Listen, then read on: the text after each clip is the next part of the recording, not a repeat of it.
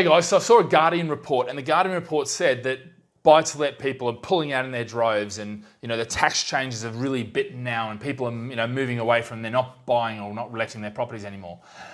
And I sort of thought about it, and I thought, actually, that's wrong, totally wrong. I disagree with it 100%. And I think a lot of landlords are selling up. That's true, yeah? But certainly not everyone is going out in droves. What a lot of investors are doing, and by far the majority of our investors are still committed to buy-to-let, but what they are doing is, rather than holding it in their own personal name, they're holding it in a company name. And actually, if you look at the amount, I think it was 150,000, 157,000 companies were created to hold property.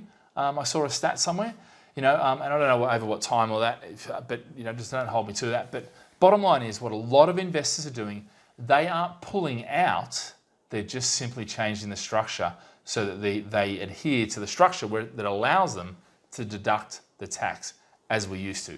So in some ways, what has it really achieved? Probably not a lot. And it'd be interesting to get the real stats, not the BS that some journalists are letting you believe, because people aren't exiting in droves. We haven't seen that. We haven't seen prices dropping dramatically on investment properties. Now, there are some good proposals, I think, to get the first-time buyers back, because they did drop 10%, But I think still what it comes down to is the government, the majority of the government are after the fact that they want big corporations to run the bigger housing programs, and what the landlords are going to be doing is this stuff that's more outside the centre, because the big corporations aren't going to want the stuff that's outside in the suburbs, but that's also where people want to live, in the family homes, which is fine. There's investors for those. I mean, HMOs. Look at what HMOs have done for the rent-a-room market. Airbnb, same effect. For the service apartments. So there's lots of what was a buy-to-let being one solution now is actually a number of solutions that is the way things are going. It's a lot more creative market than it was back 15, 20 years ago.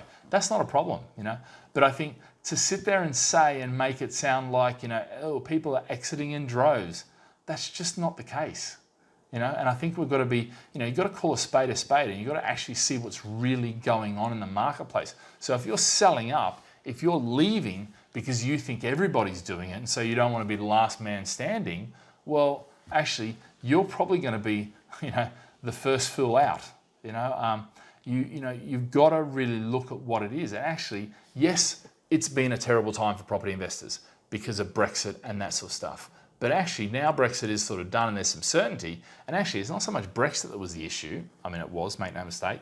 But it was more the political uncertainty that Theresa May created by trying to have an election where she destroyed the Labor Party, which backfired dramatically. Yeah. Anyway, let's not go into a history lesson. Bottom line is, all is good. Yeah, you may just be buying in a company name rather than a personal name.